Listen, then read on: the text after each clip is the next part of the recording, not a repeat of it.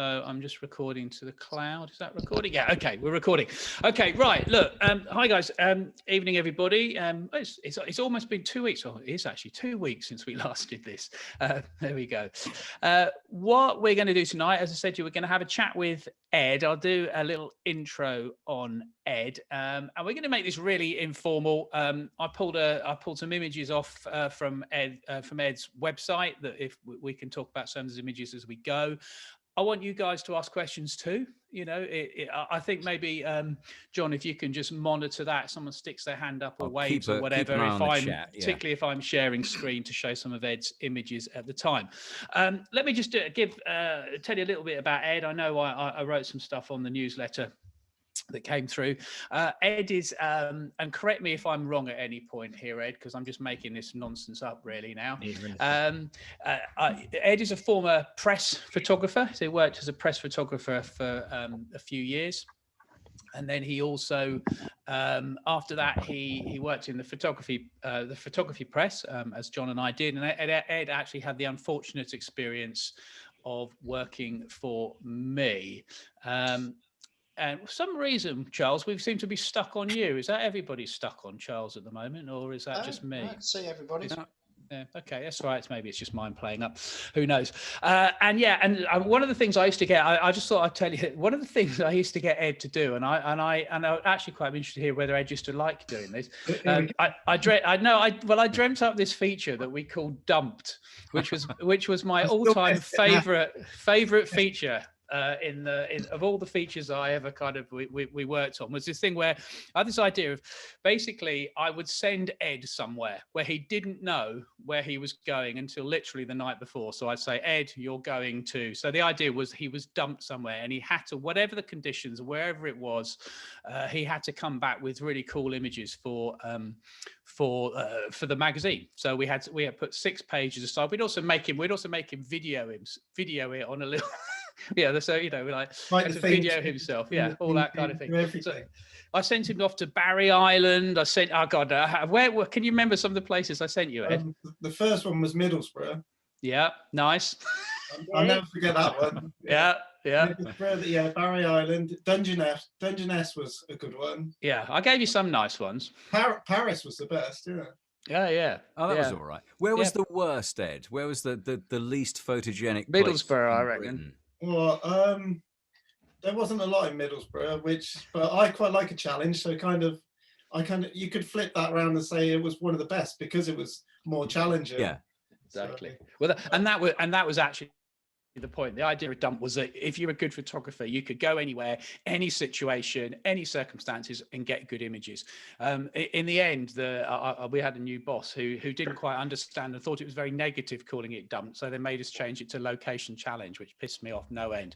And probably why I no longer work there after some of the words that I said to her. So she didn't quite understand the whole nuance of it.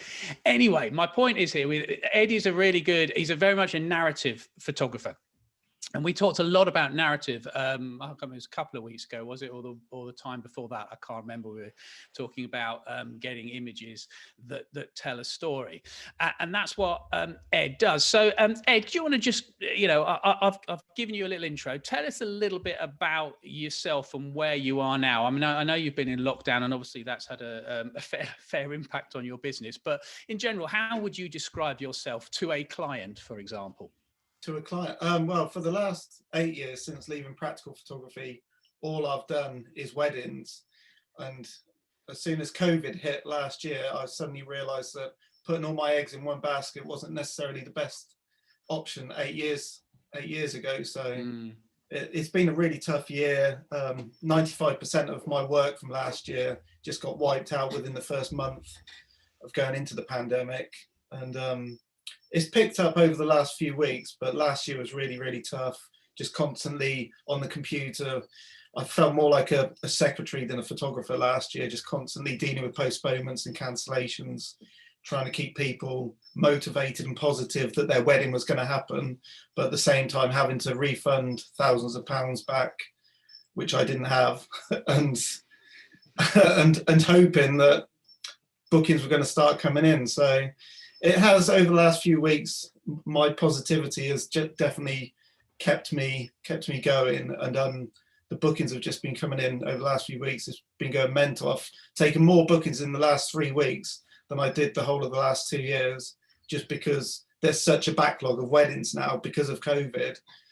So it's when we get to the end of the tunnel, it's going to be good for wedding photographers. But at the same time, it's making me think maybe I should go back to some of my earlier photography routes once we're out of this, just in case, God forbid. To have sort of a plan B just in case we get more waves of this dreadful virus. Yeah. Yeah, lots of things went through my mind this time last year. Like, should I use this time to learn how to video? Should I use this time to get my PR contacts back? Do other lines of photography? But then at the same time, I've got 2 young kids. So I just thought, nah, sod it. I'm going to enjoy this time with my 1 and 4-year-old and just really embrace this time with my kids and take some positive out of such a terrible year. And I know that I know that I'll never go through such a bad year again. I hope I won't, but at the same time, I know that I made the most with my family. So yeah, good stuff comes out of it, doesn't it? Okay, let's talk about weddings. I mean, the first question for me, Ed, why did you decide to become a wedding photographer? It's not for the faint-hearted, is it? No, it's well, I shot my first wedding when I was only 19, and it was that was 1998, 99, and it was on film. I was using a flash gun. I'd only bought the flash gun the day before the wedding, so the flash gun blew up in the church because I put rechargeable batteries in it, not knowing that you weren't supposed to. So it's definitely a learning curve, weddings is, but then that's kind of why when you start out doing weddings, you charge peanuts and you're just very honest with the couples and let them know that I'm starting out, anything could happen and probably will. And it's kind of why there's so many photographers nowadays getting into weddings that don't have to charge a lot. And technology has moved on so much. Well, it's amazing now, isn't it? As long as you've got the confidence to photograph a wedding nowadays, I'd say anyone can do it. But my 12 years as a press photographer definitely helped me become a wedding photographer, because there's snippets of everything that's to do with press photography that you take into a wedding. Then everything that I learned on the photography magazines, the biggest thing I learned about photography magazines was quality. You've got to take the best photos because it's going into a magazine that's being sold worldwide in some cases, isn't it? So my quality, I think, improved over the years I was at the magazine. But all the years I was at a newspaper was learning how to deal with people and being a people person. And at a wedding, if you're not a people person, you're not going to get good photos. Okay, so it kind of can you expand on that a little bit? Because I mean, obviously, I know there's a few guys, some of the guys and girls listening do some weddings, or have tried doing weddings, or have thought about it potentially.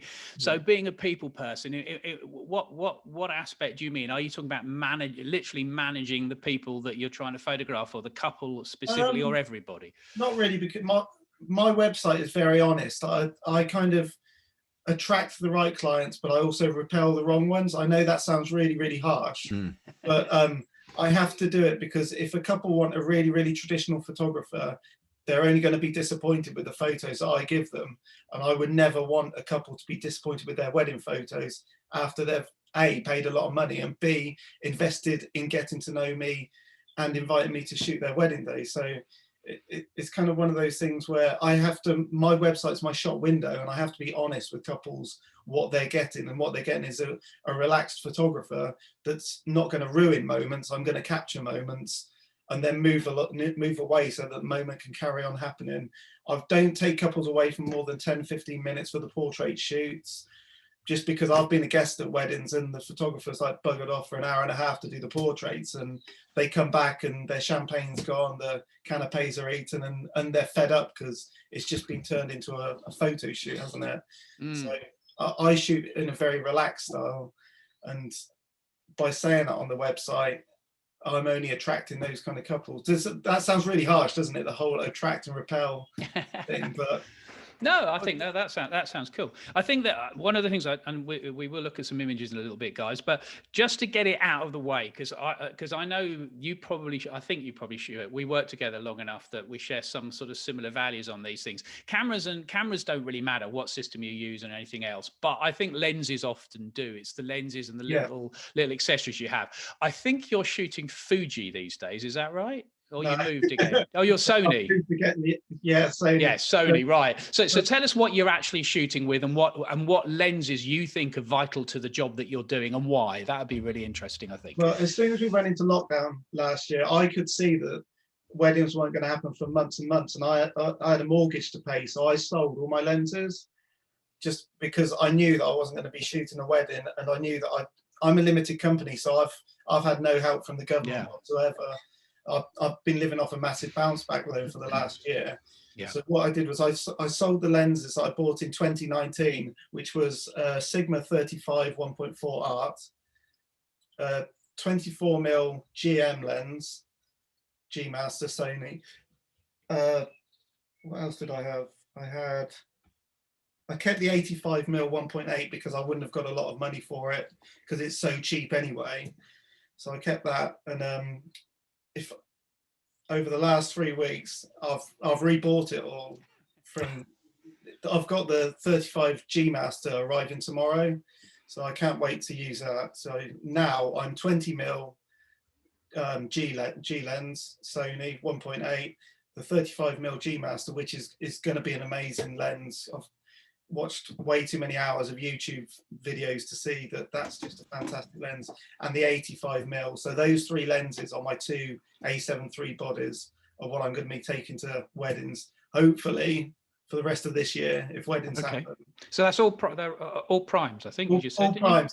I had the Sigma 7. Had the last summer I bought the Sigma 24-70 because through boredom of just having nothing to do last year other than play with the kids in the garden, I just thought, I wouldn't mind a 24-70 because I went back over my portfolio and a lot of my favorite photos in my website were taken with the 24-70 when I was on Nikon. I bought the Sigma thinking it was an amazing lens. It is an amazing lens, a 24-70 art lens for the Sony, but it just weighs it. As a wedding photographer, I often shoot 12 to 14 hour days. Shooting with that, even on my holdfast harness, it's just so heavy for the whole day. And it's also an 82mm filter thread. So I don't know how much of my wedding photos you guys have looked at, but I like to get involved and I'm shooting a wedding from the inside out. If I'm photographing a kid at a wedding, an 82mm lens is coming right up in their face, I'm just going to get a horrible reaction all the time. So I've sold that and I've gone back to the primes, and the 20mm is an amazing lens. You just got to make sure you don't get too close because of the distortion. Okay, let me. I'm just going to share screen. So let's get some images up. I think that will. But yeah, Fuji's were amazing, but I fancied the change, and I was just missing too many shots when I was on the Fujis. Okay. Cool. What I want to talk about first of all, because I know that kind of the way you work, you often do a pre-shoot, and I'm going to just pick out some images here that are from a pre-shoot. Can you see that now? Yeah. Okay. So tell me, why do you do a pre-shoot with all couples or just some couples? Do they pay extra for it, and why do you do it? I don't tend to do that many anymore, just because. My style has slightly changed, as in it's not quite so stylized. The majority of my photos are documentary now, and I've kind of rebranded a bit over the last couple of years. But having said that, only this morning I did have to move another pre-wedding shoot that's already postponed 4 times due to COVID, and it's all the way down to Southsea, which down in Southampton. I'm based up in Nottingham. A lot of people might think that's a long way to travel to do it, but I'll do it, and then I'll mix it in with doing a couple of other pre-wedding shoots in like London or somewhere else down south. I like to do them because if couples are afraid of being in front of the camera, it's just a good opportunity to get to meet me in person, have a bit of time in front of the camera. It's such an alien thing for a couple to just hire a photographer to stalk them for the most important day of their life. So if they're spending a lot of money, they want to make sure that I turn up, and I'm not turning up with like 8 heads, and I'm not a complete idiot that they don't want at their wedding. So the pre-wedding shoot is kind of beneficial to them just as much as it is for me.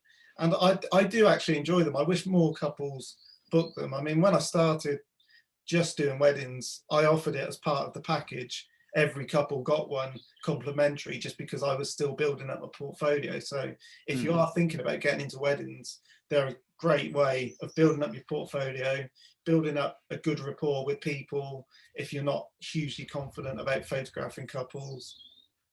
Okay, Okay, we so just backtrack one shot, Andrew. Sorry, just go back to sorry, the last one. Ed, if you which could was talk it? us That through one? That one. just what yes, talk us through the depth of field that's going on here. Yeah, Yeah, that's what. that's a tilt shift. That's, Okay. yeah, that's a Nikon 45mm tilt shift, which cost an arm and a leg, and I think I used it on about 15 occasions. It was one of those things where I got it and I was just like, oh my god, it's so nice, I don't want to use it. And then after about 3 months of just looking at it and sniffing it, I was like, no, I've got to take it out and actually use it. And in the right context, in the right environment, it really worked. And I love it for this shot, how you just tilted it down and it's got the branch in the foreground in focus, as well as Cassandra and Mark in the background. Cool. You're going to test me on names now. Well, I wasn't, but feel free to if you, no, if you want to try and I remember. quite like it. Yeah, no, they were a lovely couple, and then I shot their wedding. They got married the same day as Meghan and Harry. Okay. And on the morning of the wedding, turned up at the pub, and everyone was watching the royal wedding, and they really took the thunder away from there. It really felt sorry for them. Oh, right. Okay. Well, yes. Well, let's. They've probably been in the news less as well in recent times. But there you go. Yeah. No. I mean, I think it just. I was just interested in the pre-shoot thing, and I think you kind of answered it for me, in as much as you're trying to get to know that couple, so it's not such a shock for them on the day that suddenly you're a lovely chap, Ed. I know, but as you say, you turn up with your prime lenses, getting up close and personal, and actually sharing some quite particularly quite intimate moments, aren't you? So do you feel that that having a little bit of the pre-shoot, a little bit of pre-relationship, if you totally. like, helps? Yeah. I mean, over the last even over the last year, I've done more Zoom calls with inquiries, and this is great when you have a 1 hour chat with a couple before they book. And I never make a couple make that decision on the Zoom call. I always say, go away, chat about it, say if you hate me, say if you like me. If you want to book me, let me know. If you don't want to book me, let me know as well. And then that's brilliant because you've connected on a Zoom call, but it's not the same as meeting somebody face to face. And some couples book me and it's just a 2 or 3 email thread, and it's not warning signs or a red flag, but I would prefer to have a Zoom call or at least meet up with a couple so that we're both on the same page and they totally understand that I'm not your traditional wedding photographer. Because you've got to have a connection with the couple. You do spend a lot of time chatting to the couple on the day, and if you need to enforce something at some point to get an amazing sunset shot when you know that the sun's going down really quick, but they're talking to Aunt Sally, and you just know you want to drag them away, you've got to know that you can go up to them. They can't just say, "Oh bloody hell, what does he want?" They want to know that they can actually chat to me and know that what I'm going to suggest is a good idea. It's some photographers don't even do a Zoom call with couples, and I've turned up to weddings before at a hotel to do bridal prep, and the doors opened, and it's been the makeup artist, and I've just instantly thought it's a bride, and be like, said their name, and they're just like backed off, and straight away you're on the back foot, and it's not a good way to start the day. No, I can imagine. I do want to talk to you because John touched on it. Obviously, that was the tilt and shift lens. I mean, one of the things I think with your stuff, and I remember it from when you worked on the magazine as well, particularly doing the dump series that we talked about. I mean, that was very much a narrative approach, wasn't it? A documentary style approach. So that fitted you see it, with you. Yeah. But within that, you would always you always had a particular a style, and that style, and correct me if I am wrong. I'm quite happy to be wrong here. But you have a tendency to go very shallow depth of field a lot of the time. Yeah. You have you have it, you want to be relatively close. I think you mentioned that earlier, close to your subjects a lot of the time, and you're not, and actually there are times when you're not afraid to really mess around with actually where that sharpness is sometimes. I know you put on Instagram the other day the quote, I can't remember who the quote was originally. Was it the French the Cartier-Bresson about sharpness being a bourgeois concept or something. But there are times when you're right on the edge of what might be, in real technical terms, considered, oh, is that sharp, isn't that sharp enough? You're quite happy to go there, aren't you? I think. Yeah, I've never ever had anyone complain about the sharpness or the focal point of an image. And the way I see it is, why spend money on a 1.4 lens if you're not going to shoot at 1.4? It's kind of, a lot of people say, oh yeah, I got the 1.4 lens and it's so sharp at f8, and that just wouldn't work for me. It's like, it's a 1.4 lens. I want to just create the most dramatic shot. I mean, this one, there was a little bit of distraction on the top right corner. Behind him was the Market Square in Nottingham on a Saturday, and it was even, but because I've taken it from the steps looking down with 1.4, and it was a really bright day, it's kind of blown out, but I have had to slightly Photoshop a tiny person out on the top right corner. But yeah, I'm always shooting 1.4. The only times that I'm not is when I'm doing the group photos. I'll bring that down to 3.5 f4, because as much as those pictures aren't important to me, they're important to the couple and they're important to the family, and they've got to be pin sharp throughout the whole scene. If somebody's slightly, if they're not completely parallel to me, if they're slightly off, shooting at 2.8, you're screwed. So yeah, no, fair enough. Well, no, I just think it's interesting, because I think that as photographers, and I'm talking, we're all photographers listening into you now, obviously, that I think that we sometimes get over obsessed with that concept of what sharpness is, and you need this much depth of field through an image. And actually, I think that you go, actually, sod it, you don't necessarily. What you need to have is the right part sharp, and capture that moment. Yeah, is that your that's your philosophy, really, isn't it? Moments over megapixels all the time. There's no point having like a crystal clear sharp shot if you haven't caught a moment. If you haven't got the moment, you've kind of failed with a wedding photo. You can produce an average shot, but if the person in that photo is really, really important to somebody, that might be not as seen by me as an award-winning photo, but the bride might be in tears because you've caught so and so's character, and it's a great shot to them. Does that make sense? It's one of It's one of those things where I had a bride recently. I photographed that they had a really cool wedding on a steam train in Loughborough a couple of years ago, and I got a photograph.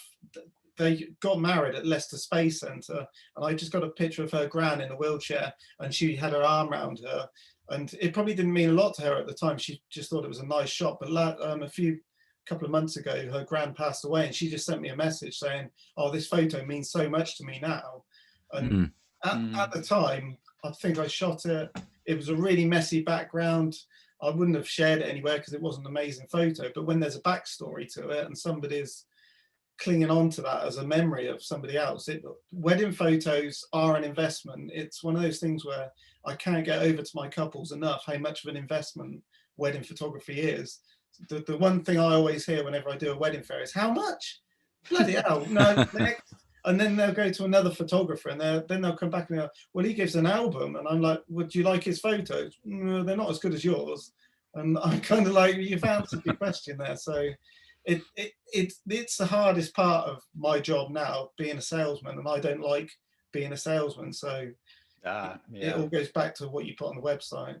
No, it does. I pulled this particular image up first of all, and I've actually got a little series, because when I was looking at kind of the images to pull off to sort of drop on there while we were talking tonight, this particular wedding stood out in my eye, Ed, because first reason was because I just thought, this guy is such a character. You must have been like rubbing your hands together with glee when you met this guy, because it's like you almost, if you were going to do an editorial shoot, you couldn't have made this guy up, could you? No, he was the groom. He was the groom. Yeah, he was. Yeah, he was the groom, but they were just a really, really lovely couple, and it rained all day. It was one of only I didn't take that. Oh.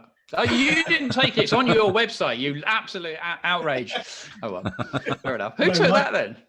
Kim, my second photographer, he took that. Right. Okay. Yeah, it's really good, isn't it? I'll get my coat. Yeah. I was going to say this is your best work I'd ever seen, and you know, and now you've ruined the moment. But anyway, And that was the B-roll at the end of it. Yeah. Did you take that one? That's mine. Yeah, he was God dodging a wasp. There was a wasp flying around, and he just looked. That was probably the most relaxed he was all day, and it's because he was dodging a wasp. So I actually caught a really nice moment of him. But again, that's I think that's on the 1.4 35mm when I was on Nikon. Yeah. No, it's just I just felt that, you know, it's like you kind of what you sort of do. I mean, with somebody, a character like this, you sort of turn your wedding shoots into sort of almost little fashion shoots in a way. You just got to be so quick. Some photographers faff around on couples' wedding days and they just encroach on the wedding day and they drag it out. And I never ever want a couple to think, oh God, this is dragging out, or this is taking a long time, because as soon as that's implanted in their head, they'll think that about you for the rest of the day. So I'm always thinking fast, and it goes back to my press days and just always trying to work as fast as I can.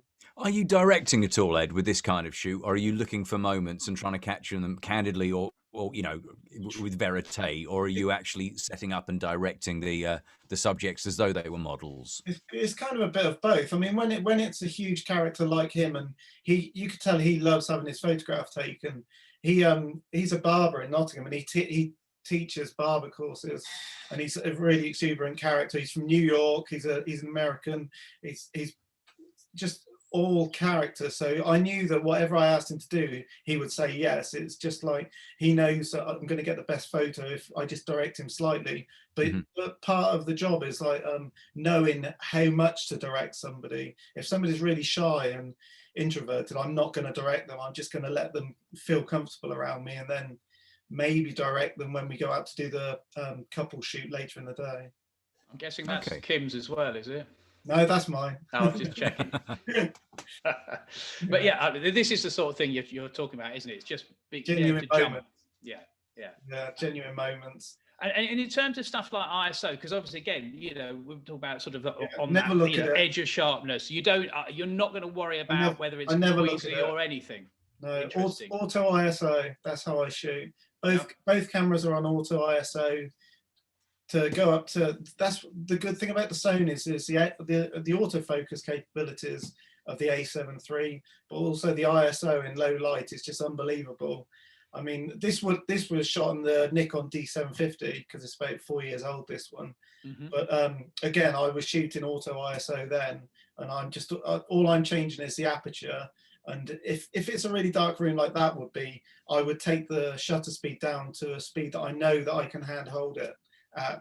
But then straight after that, the bride came in, so I had to ramp up the shutter speed because she's walking towards me. It's not a stationary shot. Can you see the mum next to her? Say again? So the mum was live streaming it to New York on the left. Oh, really? On her phone, but she was also taking photos, and she just did that the whole thing. And I was just thinking, that's your son getting married. Just put the camera down, and they've hired me to take photos and enjoy the moment. It's like she's at a gig or something, you know. You're not watching the gig, you're just filming it. Yeah. Yeah, there's Kim in the background. Yeah, I was going to say, is that Kim who took that amazing picture that we looked at before? Now, just interesting. I'm interested about lighting. Now, do you or don't you use flash at any of these situations? I don't think I've noticed many flashed shots. Only in the evening for dance. Yes, floor.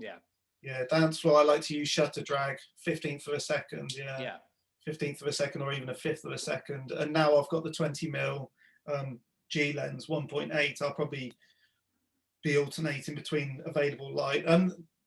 Venues over the last couple of years, definitely over the last 8-10 years, have got a lot better at lighting their venues than years and years ago. So you don't have to rely so much on flash. Some people think that you have to flash a ceremony, but I would never flash a ceremony because it's too distracting. Just always thinking about it's the couple's big day. I don't want to be noticed. So do you follow them around in lifts as well? Is this part of the day's plan? Yeah, that's it. Yeah. So yeah, I mean, effectively, then you're just trying to work out where you've got a little bit of light that you can Where the use. light, yeah, get them to look up to it. Get them to look up to it, or look as to where it's reflecting off of. Right. Okay. Yeah, absolutely. And again, this is what's this shot on? It looks a little bit wider than. Is that the 20? Is that a 20? Yeah, I did have a 20mm on the Nikon. That's why I've got the Sony 20mm, because it's not everyone's cup of tea. And I did used to have the 24mm, but it just wasn't quite wide enough for the dance floor for me. So, but with social distancing, God knows when we can get close enough to use a 20mm at a wedding. So.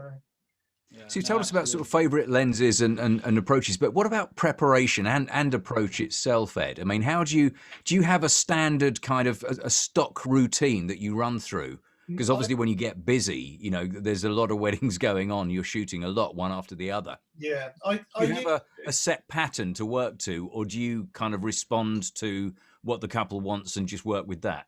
I think when you're starting out, you have to, otherwise you will make mistakes. But now I've got it ingrained in my head, the must-have shots.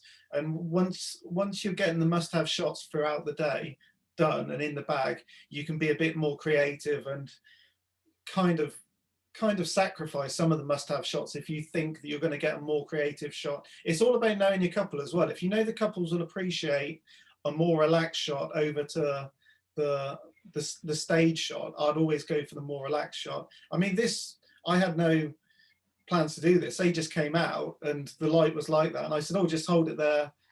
Took a couple of shots, didn't take more than 2 minutes, and then moved on. And again, I'm not a huge fan of both the bride and groom looking at the camera. I like one of them looking at me and one looking away, and it seems to work all the time. So when you have to do the kind of the expected shots, the ones for kind of the family and friends, the group shots, the bride's friends, the groom's friends, all those kind of set up standard wedding patter stuff. Are you working as though you're someone else in that situation, or do you still put your own style and your own spin on those kind of standardized shots? With the group photos, like I said earlier, couples that book me know that I'm not a traditional photographer, so most of those couples don't want those photos. They're only doing them to keep parents or grandparents happy. And a lot of the time, if parents are paying for the photographer somewhere down the line, it's kind of polite to actually do that. So if somebody asks me to do that, because I'll have a Zoom chat the week before the wedding just to go over timings, but it won't be really, really strict. It will be, what time do you want me to arrive? What time are you leaving to get to the venue? What time? The most important thing is, what time is the ceremony? Because I'd rather be 3 hours early than 3 minutes late. And it's just one of those things where I won't go around with a piece of paper. I've had couples give me a piece of paper with like 50 group photos. A shot list, yeah. And it's just made me sweat. And I've just been like, instantly, I'm only going to disappoint you because you've hired me because you want amazing documentary photos, when you could have just got somebody that would just do lots of group photos. You've got to decide what you want. And 9 times out of the 10, it's somebody else has got involved, like a bridesmaid has said, "Oh, well, we had a photographer and we gave him a list. He wanted a list." And I'm kind of like, yeah, but you didn't hire that photographer, you hired me.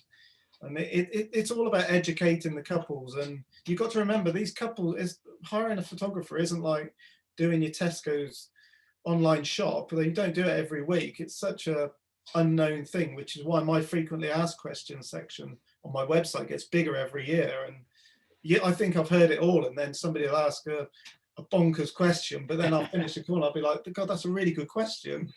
What's the most bonkers question you get asked then by couples or whoever's booking you? Why do I look really drunk? And I was like, because you were hammered. Oh, this is after when they've seen the pictures. I meant before, you know, like when they're trying to, if they're booking you, are there strange questions that they ask about how you work, or is it more when you deliver the set of images that you've taken on the day, you get some questions back? No, I had quite a few Zoom calls last week. I had 3 or 4, and one question kept popping up, and it seems to be a kind of, you get what you pay for. I know everyone's either cautious with money at the moment because everyone's either hard up or they've been saving a lot of money because they've been able to carry on working. And a lot of couples recently have been saying, how many images do we get? And I kind of have to say it's not about that. I kind of say you will get at least 500. And then one groom the other week said, oh, we looked through one of your blogs and there was over 600 images. And I was just like, yeah, but that was a 14-hour wedding in France, and you're only booking me for 4 hours at Islington Town Hall, and then you're not going to get that because you're booking me for a considerably less amount of time. And again, it's just educating somebody without laughing down the on Zoom to make them feel bad. You're kind of just like, you do lose a lot of couples on the Zoom call because they're asking questions that somebody has told them to ask the photographer, and it's not relevant to their wedding, it's relevant to their friend's wedding.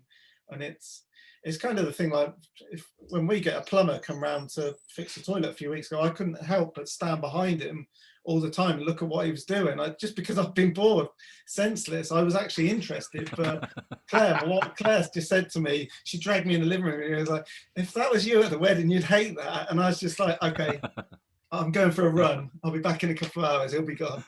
What's that spanner for? What's that? Is that PTFE tape? What are you doing with that? Yeah.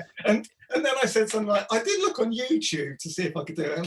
And then I was thinking, this is exactly the kind of thing when somebody comes up to me at a wedding. And the best one I did was when I was on the D750s, I shot a wedding, and Kim second shot it with me. And it was at the Royal Naval place down in Greenwich. And it was one of the biggest weddings I'd ever done. It was like 260 guests. And I shot it on the D750, and one of the uncles turned up with a massive D5 and a 70-200. So just with his D5 camera, he was carrying, from a monetary point of view, more worth in that camera than the whole of my camera bag. And it kind of makes you feel inferior. But then you have to remember, yeah, but I've been hired to photograph this, not him. Plus, I would rather him be enjoying the wedding day. He's flown over here, and all he's doing is he's watching it from behind the camera. So how do you deal with that situation if you've got, which is not on these days, everyone's got a phone, of course, with their a camera with their phone rather, but a lot of people have got DSLRs and mirrorless cameras at weddings, haven't they? And I've been to a few weddings, not necessarily photographing them or occasionally doing that, where you've got at least half a dozen with half decent cameras who are kind of getting in the way.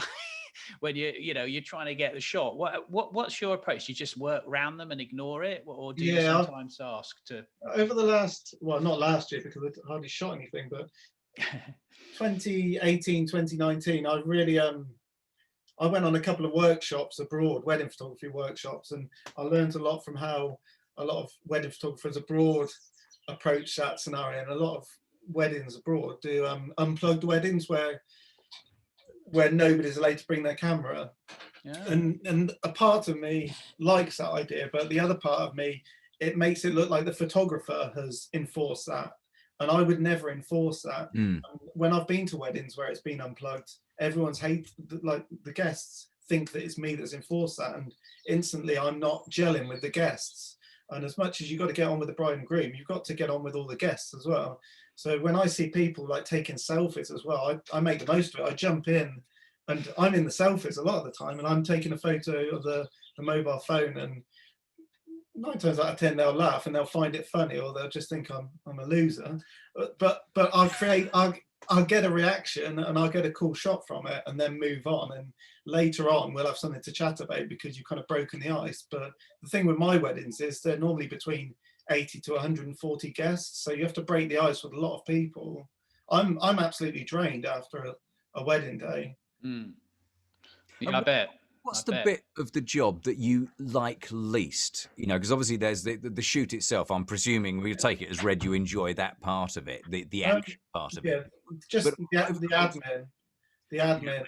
Yeah, the amount of admin that you have to do, trying to get inquiries. I get a lot of inquiries, and you can tell when somebody just copy and pasted it and forwarded it on to 6 or 7 other photographers, and it'll get you down. I'll get, especially over the last year where we've had so much time to think about it, I've got really down over the last year when it's just been copy and paste. And a lot of the time I don't want to reply, but I always reply to everyone just out of politeness. And I care too much about word of mouth and reputation. But occasionally you'll get one inquiry where somebody's gone so personal and they're just like, you have to shoot our wedding. We've followed you for 3 years on Instagram. We're setting the wedding to whether you're available or not. And you're like, oh Christ, I've got to be available for this wedding. Otherwise I'm going to make somebody really unhappy. So that admin's good, but the admin of trying to win couples over is kind of when you have to start thinking maybe I'm not the right photographer for them. But it is endless admin and just all the postponing. And I mean, I could show you, what's this? That's last year's. Just look at all the crosses. Just insane. And this year's one just looks like the kids have gone at it with a Crayola. It's horrendous because just people have constantly postponed. And I had one couple yesterday cancel me, and I'd already done 2 Zoom calls with them. The first Zoom call was in 2018 when they booked me. The second was a couple of weeks ago. I probably spent about 12 hours on emails. The email thread was into like 82. Yeah. And then it's cancelled and I'm giving their deposit back and I've earned nothing from all that time. So it's... Yeah, that must be frustrating. It is tough, isn't it? I think well, what question I was going to ask you, you were talking about, maybe 500, 600 images potentially to a couple at the end of the day. What's your processing regime on all this stuff? How do you're downloading it and then processing in Lightroom, I guess? Yeah, it depends. If it's peak wedding season, say if I had, it all depends if I have gaps between the weddings. It all completely changes. I've over the last few years started using the Wireless Pro passports where you can actually put the SD card in and it chucks all the files across, but it's extremely slow. I've driven back all the way from London back to Nottingham and it hasn't even transferred all the images, and I've thought, what was the point of that? Because I don't, when I get back home in Nottingham, it could be 2 or 3 in the morning. I won't go to bed until like that 120, 140 gigs worth of images are put onto a hard drive, and that hard drive is somewhere separate to where all my SD cards are. And then the first thing I do when I wake up with my wedding hangover is I'll make a 3rd copy of those cards. And then when it comes to the culling, I actually find culling quite easy and quick. I'm quite ruthless, so I use Photo Mechanic. Okay. So Photo Mechanic is it's just brilliant. Just cursor, and just 5-star in the pictures that I think are amazing, and then 1-star in the ones that I think are okay. And then I'll give them a selection of 50 images a week after the wedding, because the first thing couples do when they come back from their honeymoon is, how are the pictures looking, Ed? And I'm like, they're still on the memory cards. so now over the last couple of years, I've just increased my price a bit, but I'm giving them, well, I was giving them good service before, but I'm giving them much better service now because it's a much better gallery system I've got. I've invested in a lot of software over the last few years, and I've kind of got it exactly where I want it. And I also, when I sit down, when everyone sits down for the meal, and I just sit down to kind of have my mini breakdown halfway through the day, I do go through the pictures and I rate them. I've set up a custom button on the Sony so that I just, I've got the camera. Okay, so are you, okay, so Photo Mechanic, you're culling, and then you're putting them into Lightroom. How much are you then just, have you got a preset, an Ed Godden wedding preset that you click, or how much cropping? Are you cropping at all? Are you, what sort of amount of work are you doing on those images? No, I'm not. I hardly crop at all. I use primes and I zoom with my feet. I just don't work well. Getting the 24-70 last year was kind of like my experiment again to see if I could master that again. I just haven't been able to. I found that I actually see like very 35mm. So if I see something, I know it's going to make a great shot with the 35, or it's going to make a great shot with the 85. So I'll wear the harness with 35 on one body, 85 on the other, and 20mm in the bag. And I never think about cropping afterwards. So one thing I'll maybe do is like tilt the horizon, because I do have a tendency when I take the button to just go like that, and just the right hand down a bit. Yeah. right hand down, you go like just like that, and it just always just goes down slightly. But as far as presets are concerned, I've over the last year I've tried to make just 2 black and white presets and 2 color ones, because if this summer goes ahead, it's going to be mental. It's going to be absolutely so busy. Yeah. Because I do my own editing now. I did employ somebody between 2017 and 2019, and we had a studio in Nottingham, but luckily I got rid of that just before. You'll have to bring it down from 500 pictures to about 10, something like that. Maybe do it that way. With one preset, one picture. Yeah.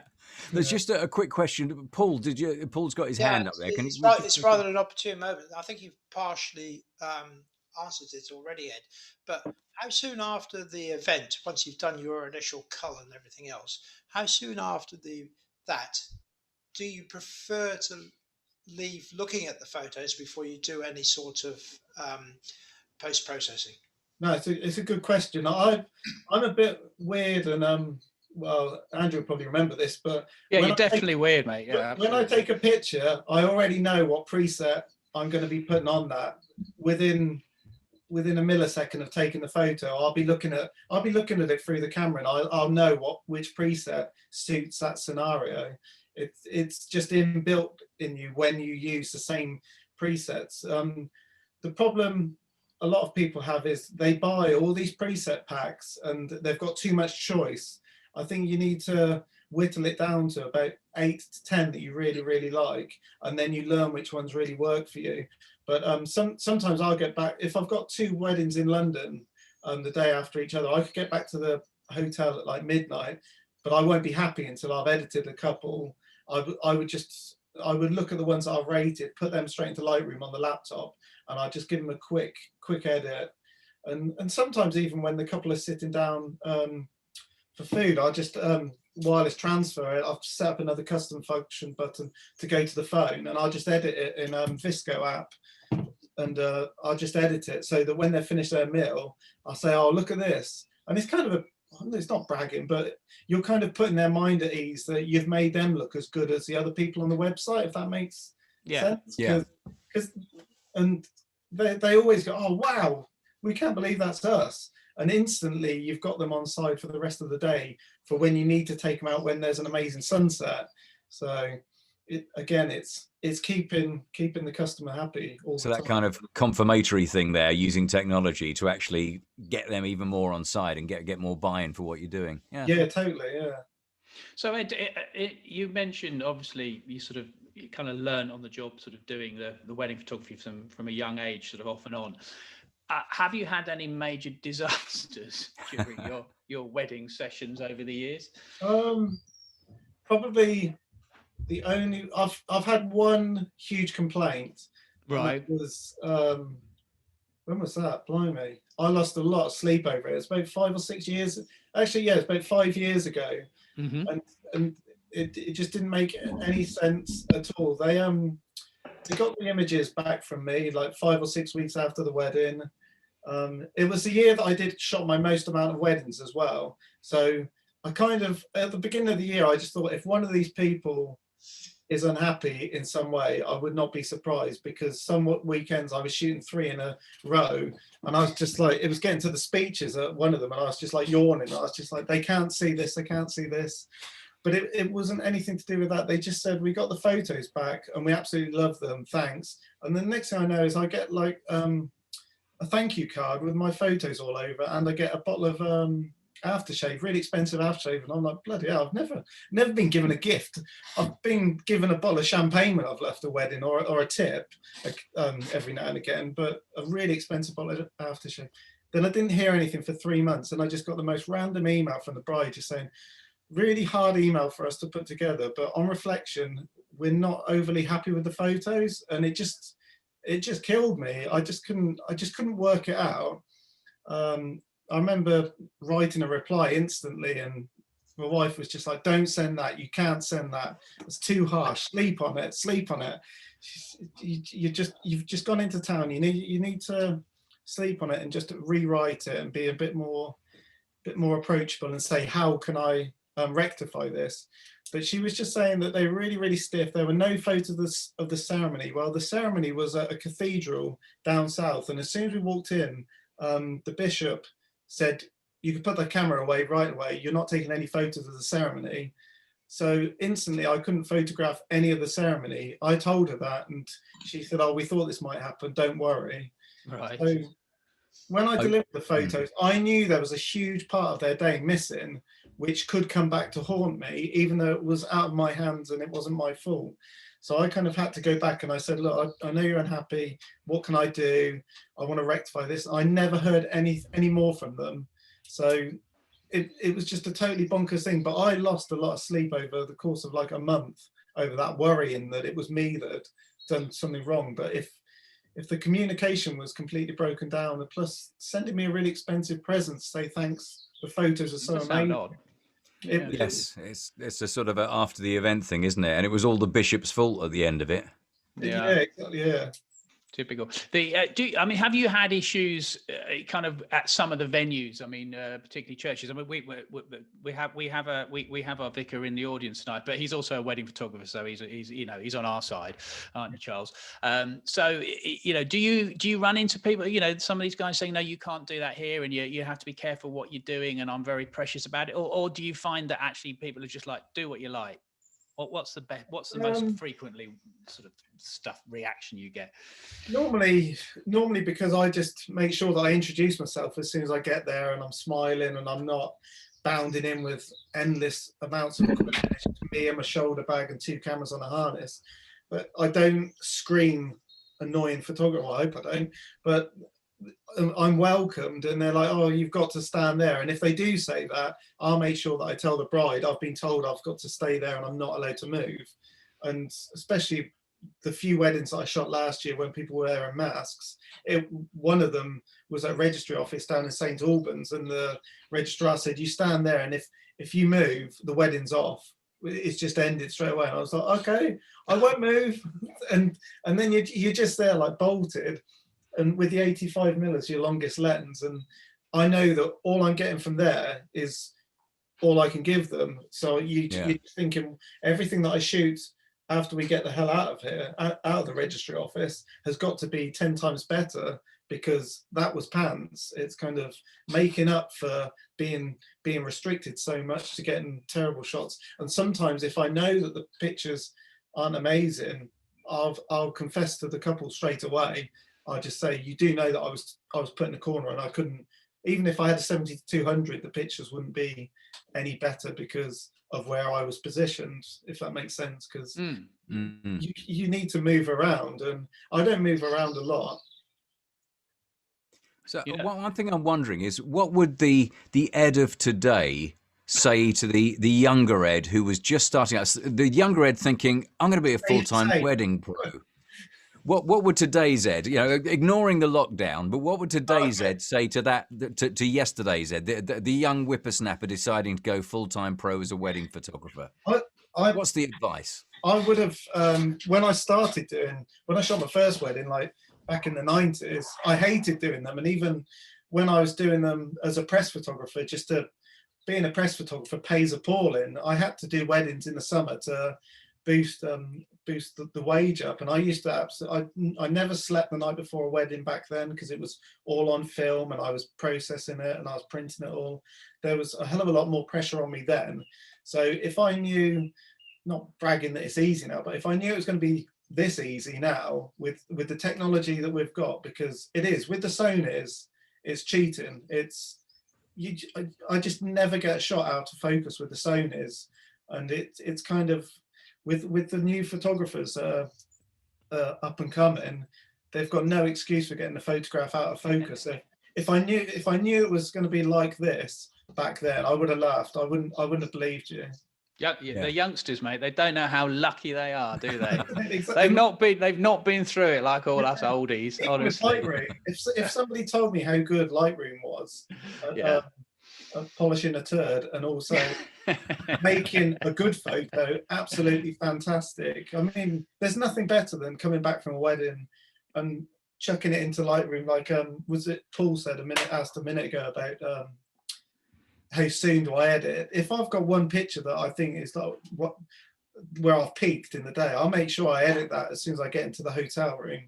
And there's nothing better than looking at that fully edited and even getting it ready to put up on social media for the following day, so that when the bride and groom wake up with their monster hangover, they're like, oh god, he did take some decent shots then. No, absolutely. I think looking through your collection of, and you can, I mean, you have a lot of images on your website when you go through the wedding, all the different weddings. You've got to sort of, you go deeper in, can't you, and find all these images. Oh, you get lost, yeah. The thing that struck me, I mean, you sort of definitely attract, say, the alternative types, I think. Ed, why do you think that is? That's not a leading question either, I promise. Just intrigued. I don't know. I think it's just because, going back to me saying about how honest I am in my branding, and when I do a Zoom call, couples love it when you can see them look at each other and they're thinking, he wants an answer here. Have we got to tell him if we're going to book him or not, because we've got another 4 photographers to talk to. I say straight away, I'm not a salesman. Don't give me your answer now, because that's just awkward. And I think it's because I'm attracting a more relaxed kind of couple. It's also because I'm only attracting what I'm showing. So if I started off with a small website of alternative kind of couples, that's just going to build to be a bigger collection of more alternative couples. Yeah. So the year that I shot 56 weddings, that year that I got that complaint, I would say probably about 75% of them were kind of couples that look like this. Yeah. I mean, it's interesting. I mean, I think maybe there's an element of it's being wrapped up in the type of your style, which is a looser, freer, more natural. No, it's not fake. It's not fake or contrived. And but I constantly say that in the Zoom calls. It's about a Zoom call with a couple before they're booked you is an interview to me. I just have to try and stay as relaxed as I am and not seem desperate for their work, because as soon as you just know that they've got other photographers to talk to, they're going to go with their gut feeling if they've got a connection with you. And you'd like to think that you've won them over with your website. I mean, a couple booked me this morning and we've not done the Zoom call. They said, oh, we'll give you the deposit and the booking form and the contract now. Can we set up a Zoom call next week? So they've already installed their trust in me from what they've seen on the website. And my slideshows as well. Slideshows is something that I've only implemented into the business the last couple of years, and that wins a lot of couples over. It really tugs at the heartstrings when you put some music to like a 3-minute slideshow. My blogs, I'll be the first one to admit, they're too long. They have way too many images in. But at the same time, as soon as I cut back on my blogs, I'll get a bride inquire and they'll be like, oh, you could just send us a full gallery from somewhere, or you could show us a few more from this wedding, and you can never win. It's kind of best just to chuck everything at it, and then just, if there's too much for them to see, they surely can't complain about that. No, but I thought not. Where do you? I'm just going to stop sharing for a minute so I can actually see you. So it's weird. Once I'm sharing it, I can't see anybody or anything. So it's a bit before you start, Andrew, I've got to go. I've got a camera club soon to kick off. You go. That's fine, Paul. Don't worry. Right. Thank you very much, Ed. It's been really interesting. Yeah, it's nice to meet you. Yeah. We'll manage without you, Paul. It's fine. I was going to ask you, Ed. I can't remember what I was going to ask you. It was to do with. Oh yes. How do you actually market yourself? Where do you go to these wedding fairs and bits and pieces like that? And by the way, guys, we're kind of running towards an end now. If anyone has got a question that you want to ask, any of you wedding-y types out there, I know Sean and Charles may have a question. So please shout if you want to. So just unmute yourself if you want to do that. But yeah, where do you go to market your wares? You've got your website, but you've got to drive people to your website as well, haven't you? It kind of goes back to your last question about the alternative couples that I attract. That could be also, I should have thought about this, where I advertise on more alternative kind of wedding blogs. So there's a wedding blog called Whimsical Wonderland Weddings. So I have a banner advert on that. It's not cheap, but it brings in a good amount of inquiries every year. It certainly pays for itself. And I'm a bit obsessive about checking my analytics to see where people find me as well. I've got certain hidden things within my website that I can find out how people have come across me. When people book or inquire, they tell you where they've come across you. I advertise on Rock My Wedding as well, which is another good, it's probably one of the biggest wedding blogs, so that's really good. Word of mouth is great. I get a hell of a lot. Obviously, the more years you do it, the more couples you satisfy, and they tell their friends. And also the best one, I did a wedding in Barcelona a couple of years ago, and I was just leaving it. Blimey, it was like 2:30 in the morning, and this guy just grabbed my, and he goes, "We're getting married in November. You're photographing it." And I was just like, yeah, whatever. And he goes, "Give me a card." I was like, "I haven't got a card. Here's my Instagram handle." The next morning, he said, "Can you send through your contract and your booking form?" And it was the easiest booking ever. And it was just at 2:30 in the morning, leaving a wedding, because he said, "Oh, I saw you when you were doing the portraits. You only went off for 10, 15 minutes. That's what we want. I saw you when you were doing the speeches. You didn't get in anyone's way. You didn't use a flash. That's what we want." So it's kind of, if you shoot a wedding and you're grumpy all day, nobody at that wedding will want you to shoot their wedding. So trust me, even if you're doing 3 weddings on the trot and you are dying on the 3rd wedding, you've got to be smiley and happy. Even if you can't go off and get the rescue remedy to keep the smile going, you've got to power on through, because that's your company. It's not just you. It's the whole facade. You're telling everyone, "I'm going to be like this at your wedding," and if you're grumpy, nobody's going to book you. No, absolutely. And I know this is going to be hard to imagine, but just imagine I'm only about 20. I know. Yeah. All right, this is stretching the imagination. There's no need to jump. I can't conceive that, really. Yeah. Imagine I'm about 20 and I've come to you, Ed, and I've said, like, I want to get into wedding photography. I want to, I think I can make a living out of it. What are the qualities I need? What would you say to me? I'd say you've got to come on one of my really expensive wedding workshops. You say you're not a salesman, you liar. No, I would say you've got to. You haven't got to. I didn't assist anyone. I just fell into it the hard way, because, well, there was no such thing as second photographers in the 90s. Nowadays, you can be a second photographer for somebody, and you don't even have to be paid to build your portfolio up. But when you do second shoot for somebody, whenever I have somebody second shoot for me, I don't get them to sign a contract that says they're not allowed to use their images. If you do second shoot for somebody, make sure that you can use the images you've shot for your own publicity, because a lot of photographers will surprise you and say, no, you can't put that up. That you shot that for me, that I paid you. So you just got to be a bit wary for that. And going back to the whole a lot of couples find me through Instagram. I put a lot of stuff on Instagram because it's free, so that's the freest kind of form of advertising. So I put a lot of stuff on that, so that's a good way to get weddings. But yeah, if you were wanting to get into weddings, it is competitive at the moment. There's so many young, like, people coming straight out of uni that are all right at taking photos, but they've got bags of confidence. They're still living at home, so they haven't got a mortgage to pay, so they don't have to charge a lot of money. And it's competitive for guys like me, who, I don't want to decrease my prices. I want to put them up every year.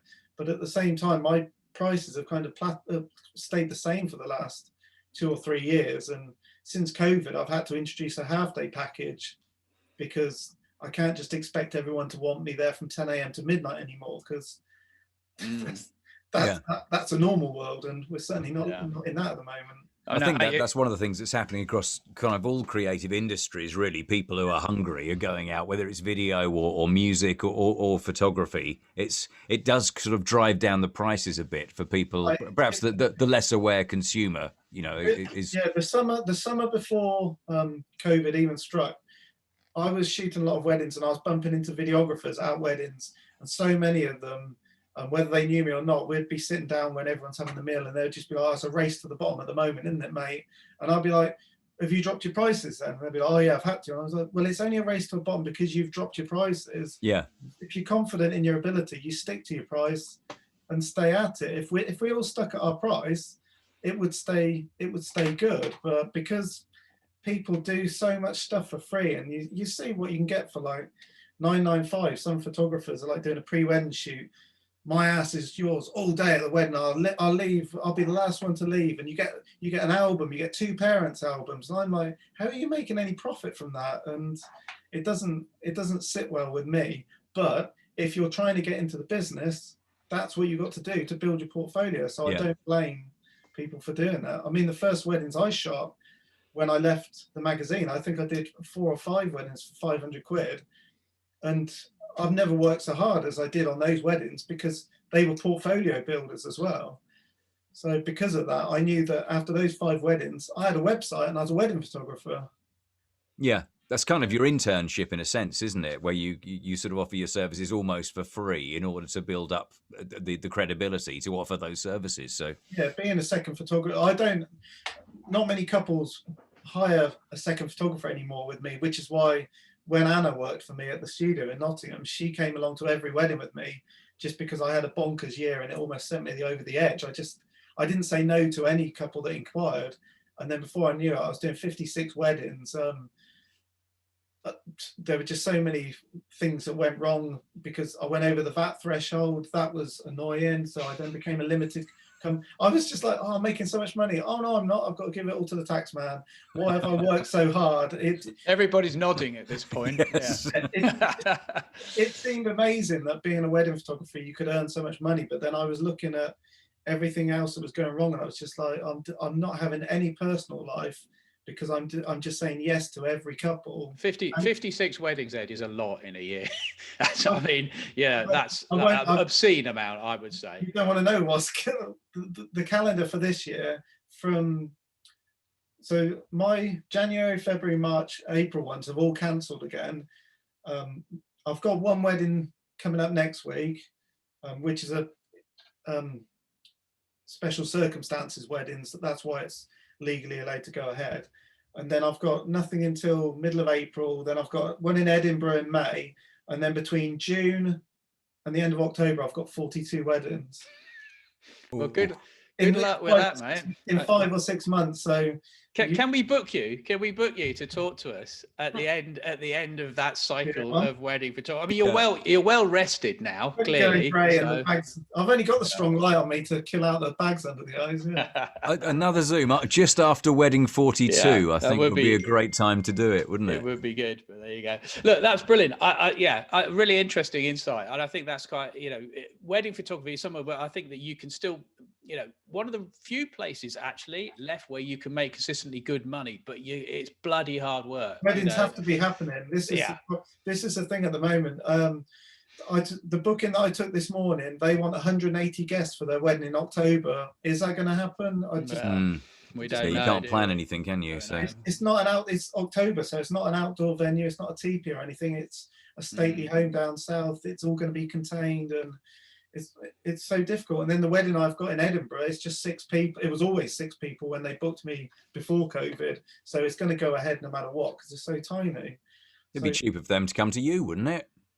Except, well, I'm shooting. Then they're having so they've hired me for 2 days for their Edinburgh wedding in May. And then they've got a bigger wedding in July down in England. So this is the thing where kind of, I could see why they contacted so many other photographers because I had to put together a bespoke quote for them. And they are getting a free pre-wedding shoot because they've booked me for pretty much 3 weddings, haven't they? So it would be pretty hard to get, because you don't think of weddings as having repeat business from the same couple. Not too often. I have had a few that let's not go there. Look, brilliant. Look, I think that was good. Look, we're going to let you off hook now, Ed. You can go and get yourself a beer or a glass of wine. But look, thanks for joining us, for being a mate and chatting through your wedding stuff. Hopefully it was a good insight for those who aren't involved in the wedding photography world, but have thought about maybe doing it, or those of you that maybe have tried it occasionally, or those of you who thought, I'm never ever doing that. It is bloody hard work. I think that's it. That's why it's something I've always said to myself. Other than the occasional one I get conned into doing, I'm never going to be a wedding photographer. So I have a huge amount of respect for you for doing it, Ed. Little round of applause for Ed for giving up his time. Anyway. Thank you, Ed. Thank you very much. Thank you very much. Thank you, Ed. Yeah, really good. Okay, guys, look, that's it. It's quarter past 7, so I don't want to hold you any longer. You will want to go and get a glass of wine yourselves, I'm sure. I don't think there's any particular other news that I need to add at this point. Obviously, the photo mission is up and running, so hopefully you're all trying a bit of wiggling and waggling with your cameras over the next few weeks. I saw we had a couple of entries up pretty much straight away. I thought, well, they're keen. Think, oh, you got all that time to perfect it, but they've gone straight in for it. So that's good. We'll have another one of these probably in a couple of weeks. We'll see how things go now in terms of lockdown and how much need there is for a couple of fortnightly. Maybe that will become a bit too regular once the evenings have got lighter now, and if we're allowed out a little bit more, we will sort of adjust accordingly. But anyway, it was nice to see you all. And we'll see you hopefully on the lounge. And hopefully, anybody actually get any frog shots, by the way, apart from no, see, frogs. No. Blinking. How many of you looked for frogs? Yeah. Fair few of you did, didn't you? Yeah. I found the frog spawn. Most of it's, way under the water, so I don't know whether it's live or not, but no frog. Yeah, it should be live. Is Duncan in tonight? Because I'm disappointed in Duncan. Seeing as Duncan saw me in the village pond, where we both live in the village, but he didn't get a frog shot where I got mine from. There, I could see it's just lit up there. Come on, Duncan. What's your excuse? I even showed you where the frogs were. Playing with my drone. You're too busy playing with your drone. You could have flown your drone just slowly over the pond get drone shots of frogs. That'd be interesting, wouldn't it? Done it that way. I know. Andy. I don't think he's Andy Wakefield with us tonight. I know Andy has had some success. Those of you that go on the chat, that you see, he built a thing to put his camera on and then get in the water with. And I know he's had some success photographing toads. He says so. He's going to have a little blog on that, perhaps by the end of the week when he gets a moment to do it. So it'll be interesting to see what happens there.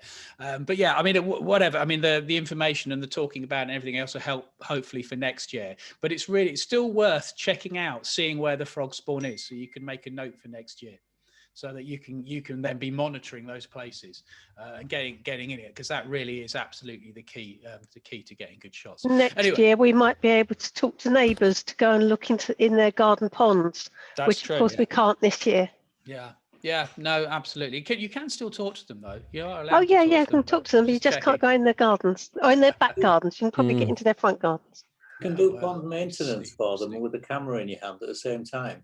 Very good point, Steve. There's always a way, isn't there? There's always a way. Where there's a deviousness, there's always a way. Look, right, sorry, I went off on one and I was saying goodnight because I didn't want to hold you up anymore. Anyway, look, thanks for joining us again. We'll see you on the lounge. We've recorded this again, so it'll be up on the site later on. Anyone wants to check back. I thought it was enjoyable. I thought it was fun and good to have Ed, and he's a really good guy. And his approach is very narrative and very documentary. And I think it's a bit of a lesson sometimes that we take things far too he's not worrying about ISO. He's not worrying. Obviously, he wants to get things sharp, but he's not worrying about how sharp it is, and the clients aren't worrying. That's the key thing to remember. Yeah. Anyway, all right, guys. Good night then. See you all. Thank you. Cheers. Bye. Bye.